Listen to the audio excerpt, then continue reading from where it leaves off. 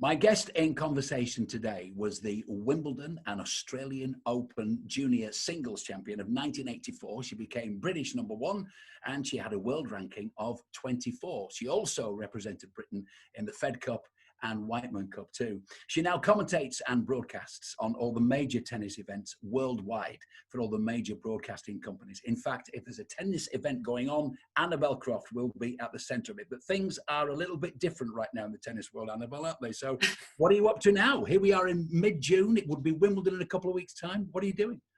Well, that's such a good question, and thank you for such a lovely introduction, Mark. It's so lovely to see you. It has been a strange year, obviously, for everybody. I mean, it's been extraordinary circumstances, hasn't it? And I had such a packed, full diary, probably the fullest diary I would ever have had before lockdown, and then suddenly facing, as everybody has been, this kind of vacuum of just nothingness. And it's quite scary, isn't it? Because you don't know where the work is going to be. But literally in the last couple of weeks, things have just started to move and pick up. So I hope that's the case with everybody out there, that, they're finding things just starting to shift a little bit. And maybe when they thought they were never going to work again for the rest of the year, work is coming back. So I'm really excited because I'm involved with an Amazon event called Battle of the Brits with Andy and Jamie Murray. Jamie Murray's put it on. I've also been involved with something for Eurosport, which was looking back at the French Open. And then, of course, Wimbledon and the BBC. Involved in that as well. So it just feels like, yeah, as I said, things are shifting, and the US Open, of course, has just been announced to play as well. So that's August, September, and a few other events around that, and the French Open. So I think, fingers crossed, tennis will start to come back again. Because I think when it was announced that Wimbledon would be cancelled, which was quite a while ago, a lot of people said, hang on, it's too early. How can you decide that? But I think people forget just how much preparation goes into not just Wimbledon, but the tournament here in Eastbourne, Birmingham, all the Queens, for goodness sake. It's months ahead, and they had to make a decision to say no, didn't they? Yes, it was a tough one, I think. But, they're so organised, aren't they, at the All England Club? And as you say, the preparation, all of the building of the site, the, so many people involved in it. And I think, not only just the groundsman in terms of the courts, but also if people had to go into lockdown, then how on earth were they going to not know what the decision-making up ahead was going to be, and whether those workers could get on site to actually build the site and get it ready for people. So it was just a decision they had to take. It was a painful one, I think. I'm sure it was really devastating for everybody because, it's a global event. It's the biggest, I believe, the biggest tennis tournament, most prestigious in the world. I mean, we have 4 Grand Slams in a year, as you know, Mark. I know you're so keen on your tennis and you follow it very closely, but I think Wimbledon just feels like it's just right at the top, doesn't it? It's just such a massive global event. Yeah, and I feel so sorry for the players as well, particularly the ones sort of beyond the top 100. I know it's a little bit like the acting world, actually. If you've been successful, or you're successful right now in a series or something, financially, you will be okay right now. But those actors, performers who have just... Oh, I know. Well, and it's the same with the players. Beyond the top 100, it's difficult to make a living, isn't it? Oh, it is. And I think there'll be some that will just be on the cusp where, this could be make or break time for them because, it's tough enough as it is. And as you can imagine, when these players are traveling all around the world, we save up for our holidays, don't we? But for a tennis player, it's like a perpetual holiday that you can't really afford. And then on top of that, you've got to pay for a coach to go with you as well, if you can. So for some of them, it's really difficult to make ends meet, and they're sort of traipsing around the globe and just trying to make money where they can and move on to the next tournament. It's quite a nomadic lifestyle. I think that's the side of tennis that people never see. So for some of them, this will be very, very devastating. And who knows, there will be probably a few cases where they decide that it's just too much and it's going to break them and they're not going to come back. But for others... Will any of those players be receiving any financial backing right now? Yes, there have been some announcements actually. So the Grand Slams have kind of got together and they've pulled together, and there is some money that is going to go down into the lower ranked players to help them, I think. I don't have all the details on all of that, but I know that some things are being done. So that's a positive, I think. But, I'm aware of what it's like in your profession and the acting world and the drama world and what have you. I saw Georgie Castle the other day, who just landed that lead role in 9 to 5, and she was so excited about being on the West End stage. And, it's just devastating. And now she's been told she's not going to work till May. And it's just heartbreaking. You just think, how is it possible that our theatres, which is such a big part of our life. You know, it's what I personally enjoy more than anything. If I could choose one perfect evening, it would always be to go to the theatre. So, you know, I think it's so devastating. I just hope that might be the worst case scenario. Maybe things will change and, you know, actors will be back on stage again soon. I hope so. They've just got to hang on and hang in. Now, I was going through all your achievements. I forgot to mention, that wouldn't take very long. I forgot to mention a particular final, which I've never actually recovered from, when you partnered Alistair McGowan and beat a young promising player called Mark Curry and a very brilliant Aussie player called John Alexander. You know, I remember this. We thought we would walk it that day. We'd beaten Tony Roach, we'd beaten Virginia, and we come up against you and Alistair McGowan, who's a good player. He is a good player. Yeah, he's amazingly good, isn't he? He's a good mate of mine, actually, and he's a member of the All England Club. So probably people didn't know that, but yeah, he's quite focused as well. You know, I think the thing yeah, exactly. I think the thing about sport, and I've understood this about golf, I don't play golf, but I know from talking to people who play golf, and it's the same in tennis, it reveals your character. So if you want to find out something about somebody business-wise, you take them onto a tennis court or onto a golf course, and you'll suddenly see a different side to their personality that you might not see in everyday life.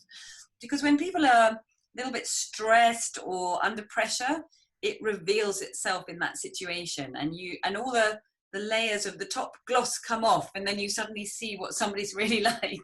I don't know what my game says about me. Weird, definitely weird. No, you're just a bundle of joy and fun. I can't imagine you getting too stressed about anything. Not really. I do actually take my tennis quite seriously because I'm frustrated because I was never coached and I took to it really late. You know, when I grew up in Yorkshire, nobody played tennis, and it wasn't until well, that's a shame. I know. You know. Anyway. It's not about me, it's about you.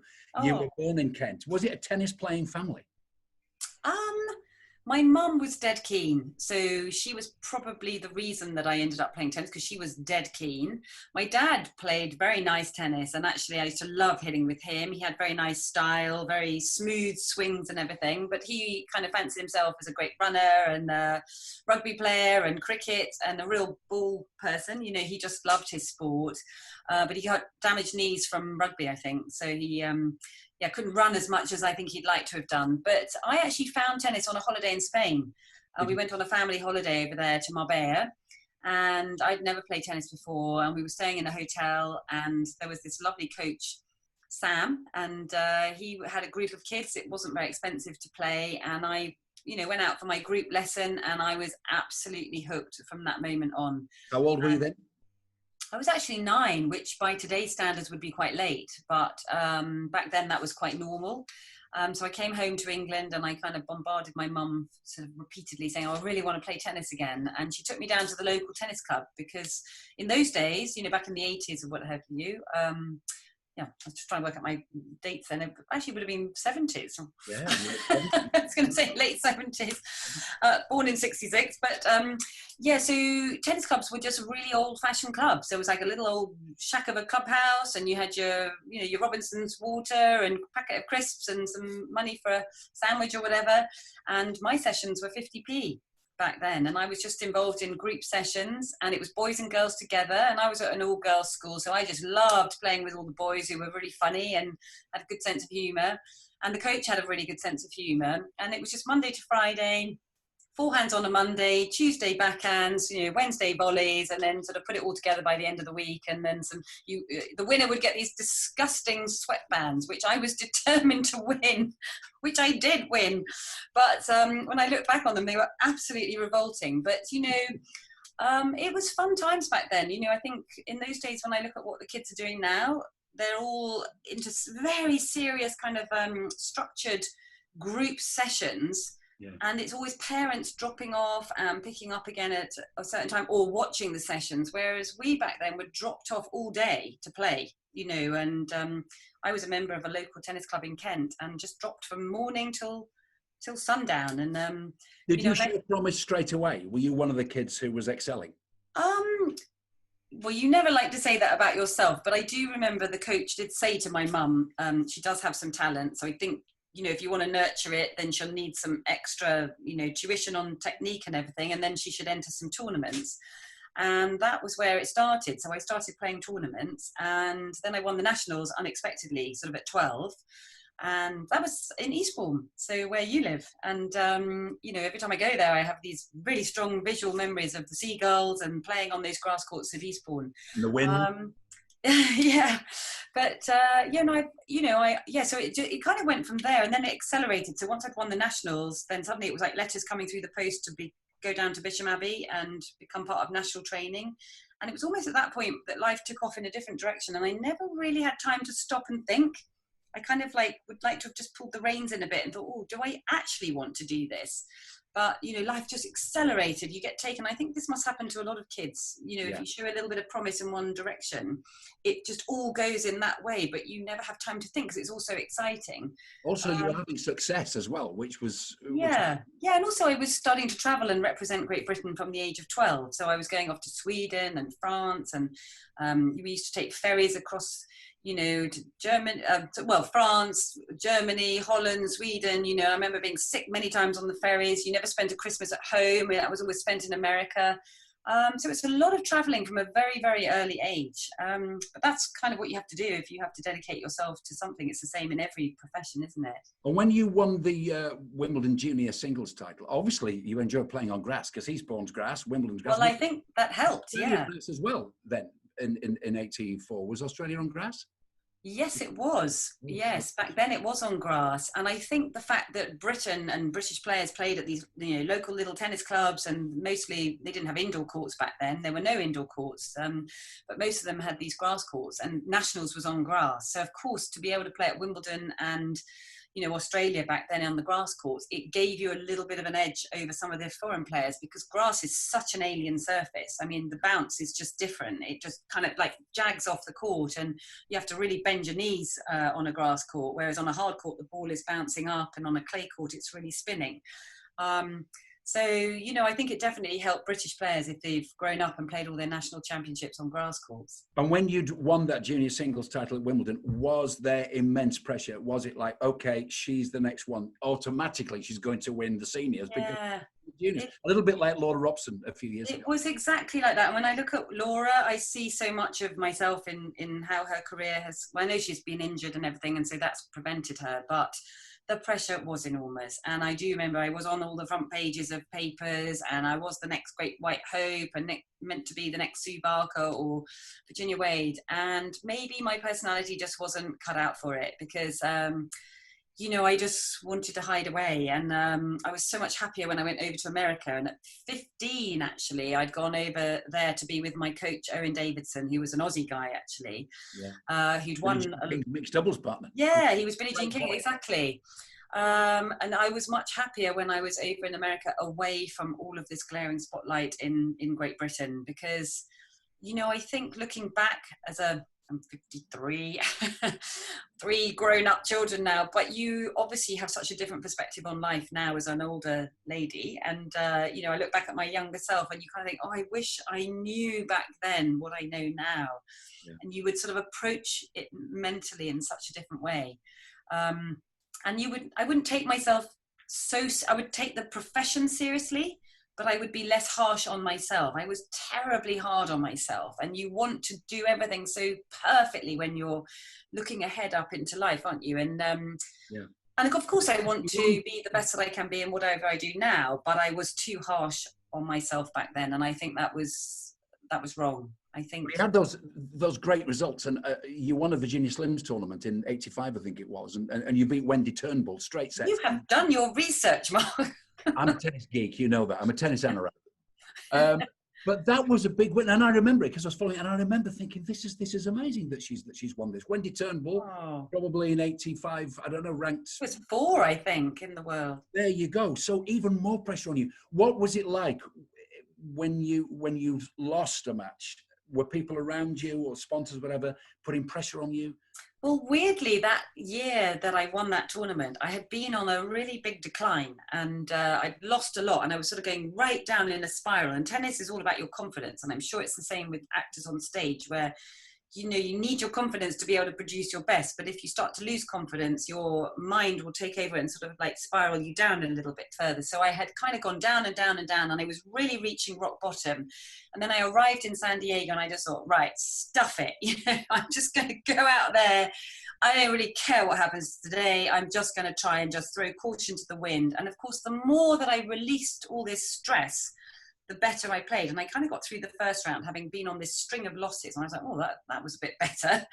Can I keep this up? And then I just went through the week with this freedom. And it's very hard to play with freedom. It's what Federer talks about a lot, that when he's playing in his zone, he's playing with freedom. And it's a very difficult thing to explain, but you don't want to feel shackled with fear because it prevents you from producing your best.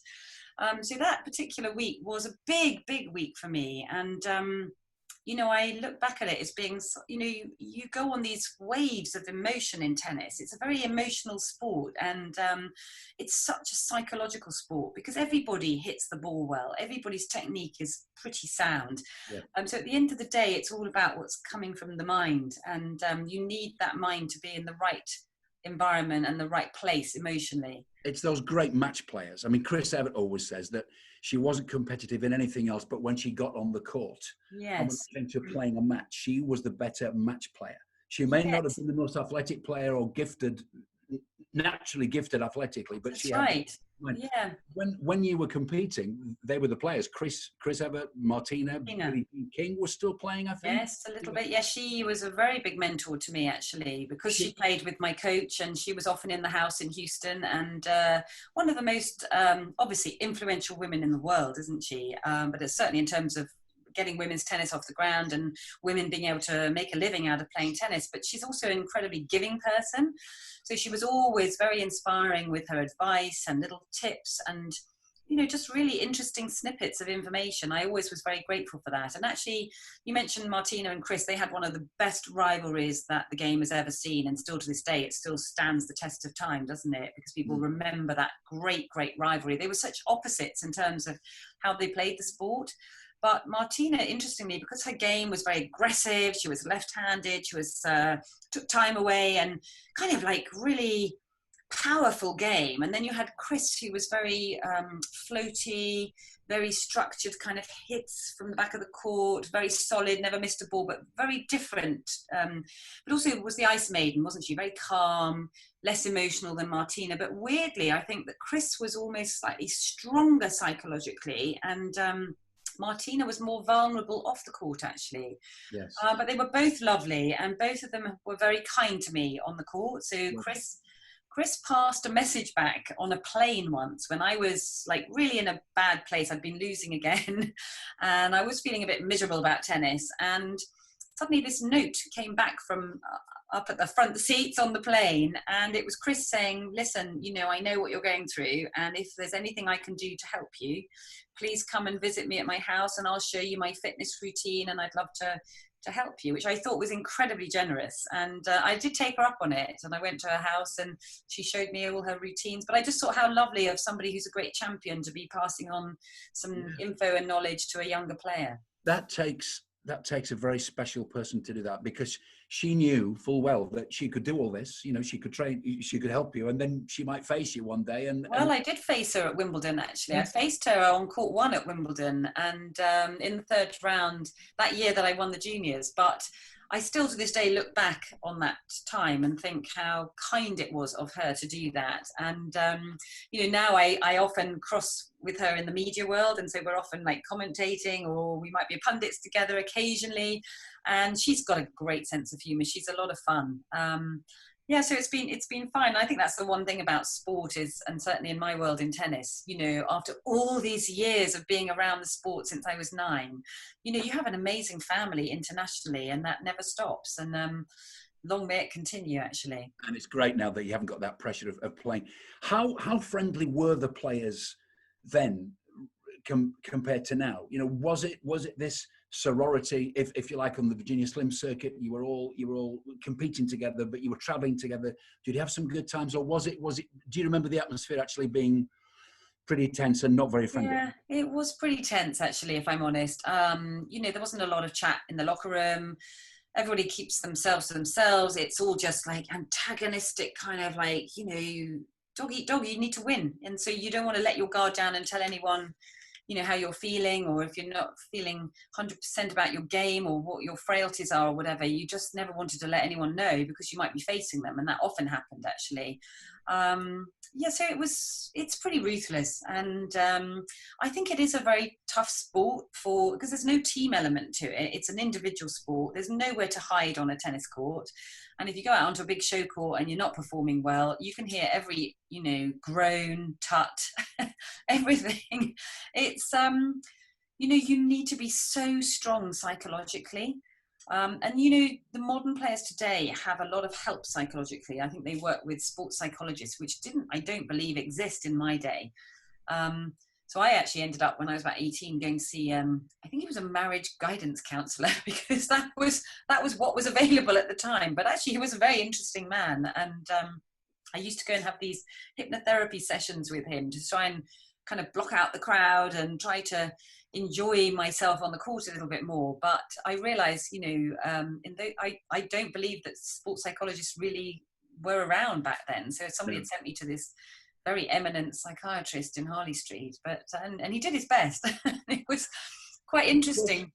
The pressure at Wimbledon, it's still the same, but then, you know, you won the junior singles championship, you've got through to the third round, and you're the one that I just can't imagine that pressure, waking up every day and the press want stories, and there's just this focus on it. It's so difficult to do. Yeah, it is. And I think that's where experience counts for so much. And I think sports psychologists today work with players about using, you know, in tennis, you have these moments in between points where you have think time. And if you're, well, back then in the 80s, whatever, your mind is just spinning about what's just happened. And it's a very difficult thing to go into that space where you forget what's just happened. It might have been a terrible shot, but you have to wipe the slate clean. And sports psychologists work with players to kind of like use that time in between points to think positively, to self-affirm what the positive thoughts are that are going to go into your head, that you do not enter negativity. And that's also needs training. You need to work on that, believe it or not, to stop that happening, because all of us as human beings, we have this brain that just non-stop thinking. Yeah. And tennis players especially, because they talk to themselves all the time on the court, and there's so much going on in the head. And also it's very quick decision making with the ball coming at them so fast. You've got decisions to make in the split second about where you're going to put that ball, or am I going to be aggressive with it, or am I going to pull back a little bit and give myself a little bit more space? But then by doing that, you're allowing your opponent to be more aggressive. So there's all these little things going on. It's what makes it such an interesting spectator sport, because and I think that the psychology. I think people forget just how much the players care. I know the top players are making vast amounts of money. But I always remember watching Simona Halep at Birmingham a couple of years ago. Yes. But it was Birmingham, you know, okay, a top tournament, but not Wimbledon. It was really a tournament you'd think where the players would just enjoy the grass, just see how their game is, relax a little bit before Wimbledon. She lost in something like the second or third round. And she was absolutely devastated. There was a little private area outside. Nobody saw it. I think I was the only person who witnessed it. And I just walked past her. She was with her mother, absolutely sobbing. And I don't think she was sobbing because of that particular loss. This was a build-up. But I thought if anybody could see just how much this means to this girl, they would realise how tough it is, day in, day out.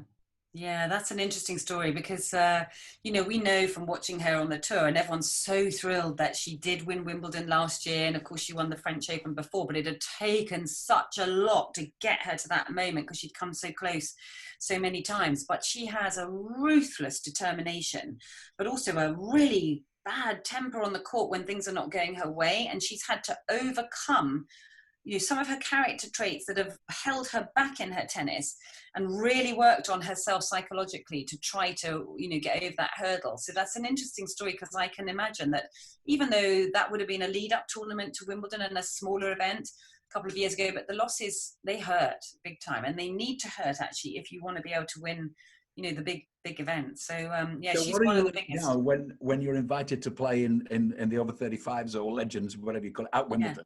Yeah. And it's doubles, and it's supposed to be a bit of fun and everything. But do you still feel the pressure? Do you still go back to that feeling you had that?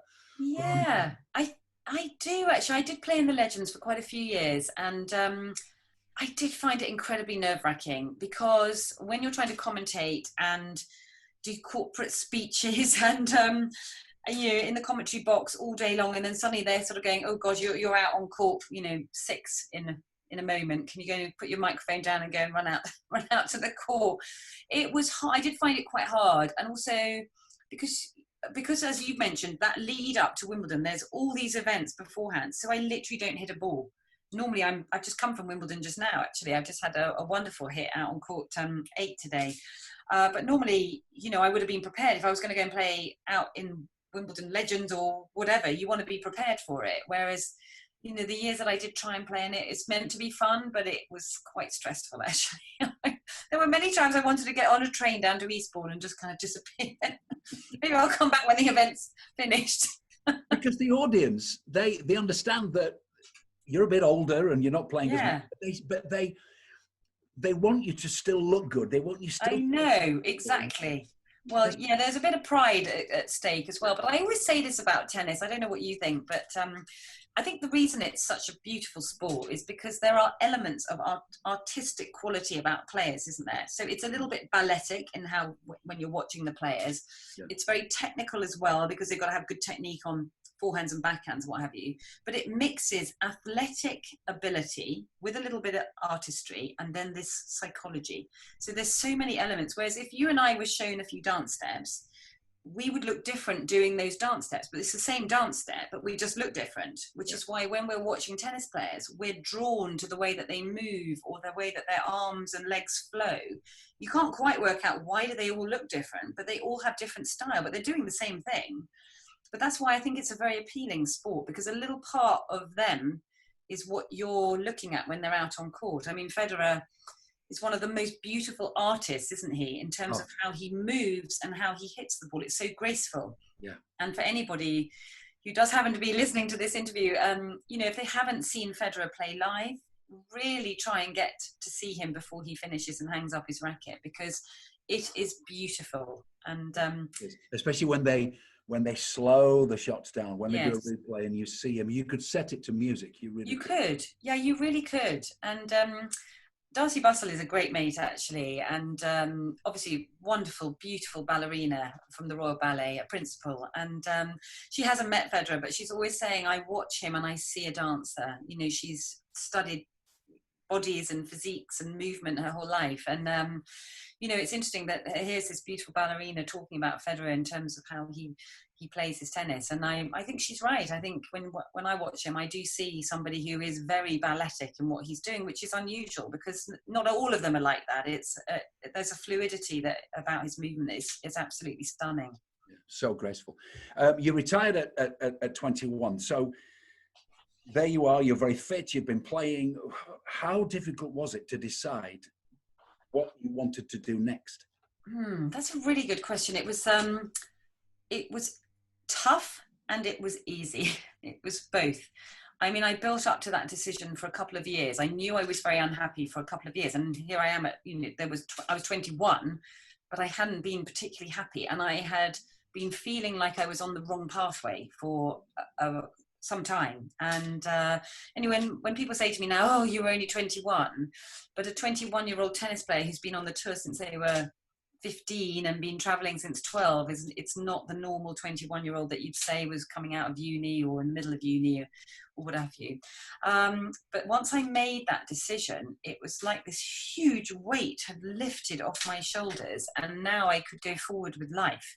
And it's strange, isn't it? Because my whole life kind of has been back in tennis again. I went back to my roots. I did take about 2 years away from the sport and did a few pantos and a few quirky kind of entertainment shows and what have you. But I needed that time away from it just to kind of reset and find a few more elements to life that was away from worrying about whether my backhand slice or my backhand wasn't working or my second serve was going to get attacked. And I just needed to go and just be a normal person, which I hadn't ever been. I'd never been a normal person and never been to parties or had proper friends and social life and what have you. So I should get the violin out, shouldn't I? No, did you stop playing then? I put a racket down. I didn't pick up a racket for a good 2 years. And slowly, after sort of enjoying life away from it completely and really, like, I think developing as a person. And I always say this about players today. I say, well, they look mature and they've had this amazingly glamorous lifestyle, but actually they don't really know who they are until they've come away from the sport, because that's all they've done since they were a kid. But anyway, slowly, I sort of started to fall in love with tennis again. And, now, as I said, I've just come back from playing tennis with a mate of mine on the grass courts. Couldn't be happier. And I'm passionate about my work, like following the sport as a broadcaster. I absolutely love it. And I think to myself, Did you chase the tennis broadcasting, or did they approach you and say, we'd like to do it? In those days, you see, you have to remember that Sky TV and Eurosport did not exist. So the only tennis that was ever covered was probably on Wimbledon. And for British people to watch tennis on TV, it was probably a once a year occasion. And then suddenly... You really are old, aren't you, Annabel? I forgot. We are. We are. Good one. Good one. You battered that one back. You battered that cross court. Fabulous. That was a volley back to you. But there wasn't any. It's amazing, but there wasn't. And then when they started, they phoned up and asked if I would be interested in coming to commentate. And I had never commentated in my life. I didn't know how to do it or what it involved. But I'm always somebody that if a door opens, you just go through it and see what happens. And and I remember thinking at the time, I'm not sure if I'm going to want to do this as my future, but slowly, as you kind of get a bit more involved with it. And all these things take time, don't they? Over a long period of time of learning your trade from the bottom up. You can only ever learn things like that with experience, and have to learn when mics go down or situations happen and you have to suddenly think on your feet. That all comes with experience, doesn't it?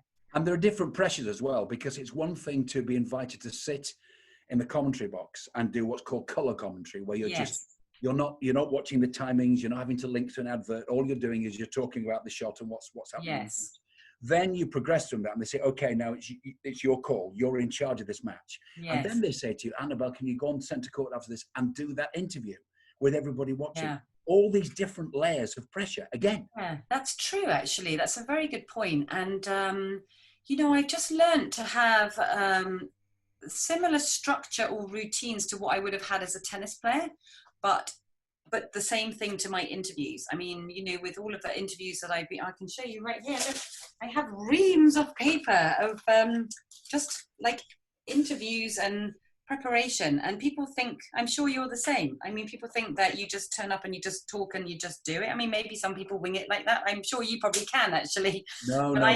I know that I'm somebody who can't do that. So I have to really put a lot of work in behind what then becomes my formula to be able to interview or to be commentating. So, but I love it. It's difficult because with those post-match interviews, because you say we're winging. Well, I'm winging this because we're having a conversation. But you've got to walk on the court. You're probably given you've only got time for 4 or 5 questions.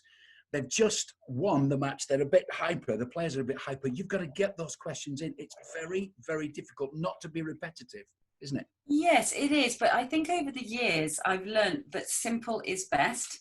So the simplest questions where you're getting the subject matter to talk is the best way to get somebody to speak. So if it's Andy Murray and he's just won, people really want to hear what Andy Murray or how he's won that match. So you just ask him, Andy, tell us, how did you just win that?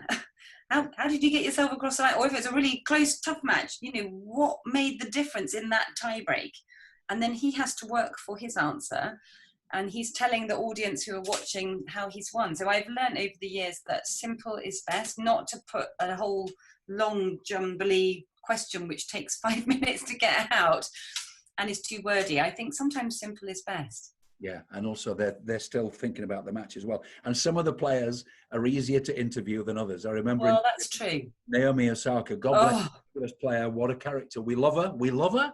Let me just say that. But it is, to this day, one of the worst interviews I've ever done. Oh, I'm so glad you've said that, because she is definitely the worst one that I have ever interviewed, but she doesn't mean to be. No. But it's funny that you've picked up on her, because she was very young and very, I think she'd be a lot better now, but, you know, and obviously she got to #1 in the world and she beat Serena at the US Open in those really extraordinary circumstances. But, oh my goodness, she was absolutely terrible to interview at the beginning. I mean, she just couldn't speak. No. So you would just keep drawing, you know, blood out of a stone, but it was just, oh gosh, it was such hard work. But you forget they're not performers, they're athletes. And I think now there's quite a bit of media training, but still, if it's not your natural personality to analyze, sometimes athletes can't analyze what happened. It just happened. No, that's true. And they can't articulate either. And you know, I think some of them do have the gift of the gab, and they have that personality, and they can really talk and they can engage the audiences. Do you remember Li Na, wonderful Chinese player from a couple of years back now, but winning at the Australian Open? And she just engaged the audience because she started talking about her husband snoring and how she couldn't sleep at night because he snored so much. But, you know, the whole crowd, it can really swing a crowd towards a player. And then, of course, if they do a good encore interview, the crowd are then behind them for their next matches, and they can make a massive difference as to whether they go on to win a tournament. Yeah. Because if you've got that crowd behind you, that energy of a crowd is very, very impactful on the results. So what about Annabel Croft off the court? You've been in lockdown. I know you run and you keep fit and everything, but how are you at just doing nothing? Because when this whole weird situation started, we were all locked in, weren't we? We couldn't do stuff. Were you okay with that? Do you know, it was weird because my family are always saying to me, oh God, Mum, I wish you'd just slow down and stop. You're just a million miles an hour. You're exhausting to be around in the house because you just don't stop. But when I really did stop, because I didn't have a choice in it, you know, this is my very old-fashioned diary here. I'm not one that does it on my phone. I just do it in a note. I have to write. I did not pick this up for 8 weeks. And I cannot tell you how wonderful that felt to not, I mean, I knew there was stuff in the diary, but of course I wasn't going to be doing it because no one was doing anything. Yeah. So I didn't really care what was in there. It was like, well, I'm not doing it. And I can honestly say I felt the happiest I've ever felt, because time came to a standstill and I never felt pressured to be anywhere. I wasn't racing to be doing something that, you know, I'd added too many things in the diary. And then when I used to cook at home, if I was chopping a carrot, I'd be like, you know, I was like stressed about getting the carrot chopped as quickly as I could to get to the next thing in the meal, and then I get that done, and then I can go and do something else and do some emails. Now I was like chopping the carrots and really enjoying chopping the carrots because I've got so much time to chop this carrot. And I was just loving like just peacetime, and I was doing yoga. We've been for walks in the park every day. I have just absolutely loved it, and it's made me think I can live a quieter pace. And when retirement comes, I'm going to enjoy it because I've been enjoying this so much. And I think a lot of people have felt like that. I think we pack in way too much stuff in our modern lives with these technology and phones, and we've kind of gone back to being, certainly in my childhood, we didn't have mobile phones and we didn't have a computer. So we used to occupy ourselves playing tennis or doing whatever we did. And I noticed that a lot of youngsters have gone back to doing some of the stuff that we did as youngsters. So my kids, we did 6 1,000-piece puzzles. I mean, who would have ever thought any of us would do puzzles? But a lot of us, you couldn't get a puzzle online because they were all sold out. But we did 6 of them. And I have to say, some of my happiest days were sitting in the garden with a cup of tea and just applying myself to this wonderful puzzle. And I was like, I couldn't be happier. Yeah. I mean, it's weird, isn't it? You also knew that it wasn't forever, and the situation isn't forever. Yes. I think it's really great for kids who are born into sporting families. You know, in your case, there's you, there's Mel, your husband, an ex-national yachtsman. So they're around sport, and I'm sure that the kids have been very active. But what about those kids who are not from sporting families? So they've got no examples of. I know. They haven't got very good point. Come on, let's walk and everything. How do you get kids to start getting outside and playing sport or doing something? Well, it does break my heart, this, because I am so fortunate that I was introduced to sport early, and I'm somebody that I've realised in lockdown I need sport to function. It just makes you feel so good. And all of the time I've been in lockdown with my family, we've all told each other so many times, aren't we lucky that we can engage in sport, we can get out into a park and really enjoy and appreciate what we have in life. And it does break my heart when you think of millions of kids out there who are in difficult circumstances and do not have the ability, or don't perhaps have a parent that can take them to engage in some kind of physical activity, because there's no question it is so good for the mind, it's so good for the body, and it can change your whole attitude for the rest of the day if you've done some sport and done something really healthy. And you need to get rid of some of that pent-up emotion to just release. And I definitely believe that it does start with parenting, doesn't it? But not every child has those circumstances to have that. So I've been thinking about it a lot, thinking, what can we do to kind of, you need facilities, you need space, you need, mind you, having said that, yoga needs just the space in front of you with a mat. And I have to say, I found yoga 7 years ago, and I am absolutely obsessed about it. I think they say yoga can save the world, but I really believe that it can.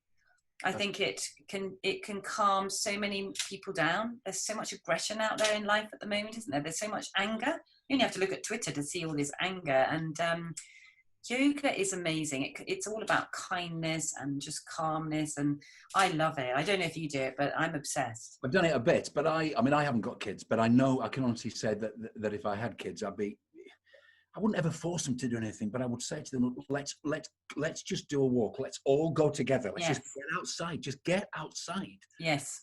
That's a start. It's just the first thing. The hardest thing, I think, is to start. It's like when you haven't had exercise for a while, you've got to make that first trip to the gym. You've got to hit that ball, and it's always.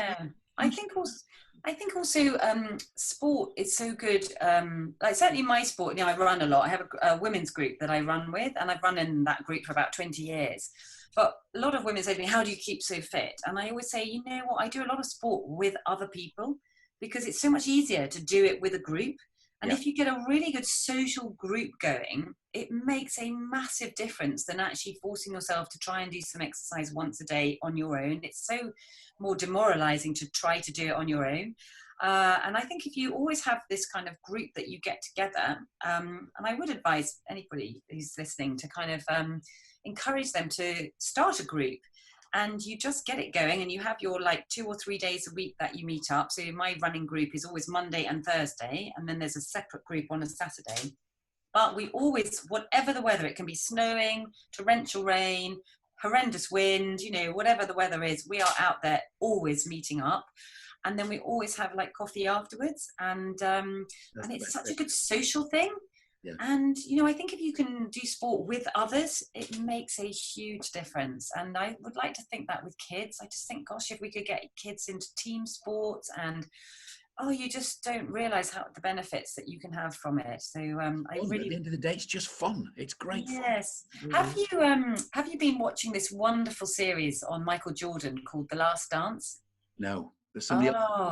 Mark, you have to watch it. It is absolutely breathtaking. It's one of the best documentaries that most sports people that you talk to who are watching it say they've ever seen.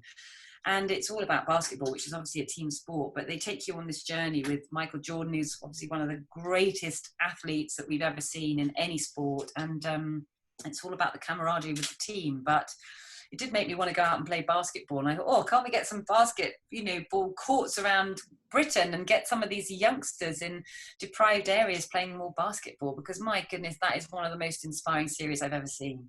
I'll look out for that. Yeah, you must watch it.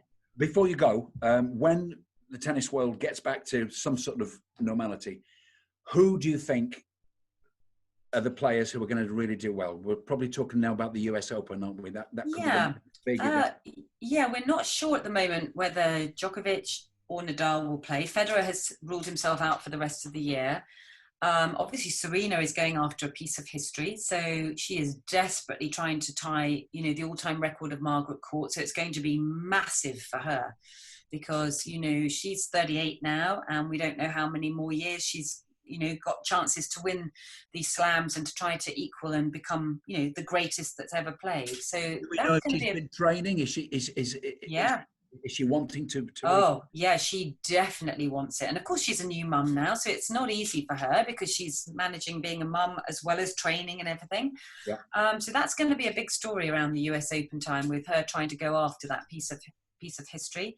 And then I think Djokovic clearly is the favourite, I think, because, if he plays, we don't know if he's going to play yet, but he won in Australia. I watched him win Dubai. I was commentating over there. So that was the last time we saw him in February. So, we'll have to see where he's at, but I would say he was the favourite.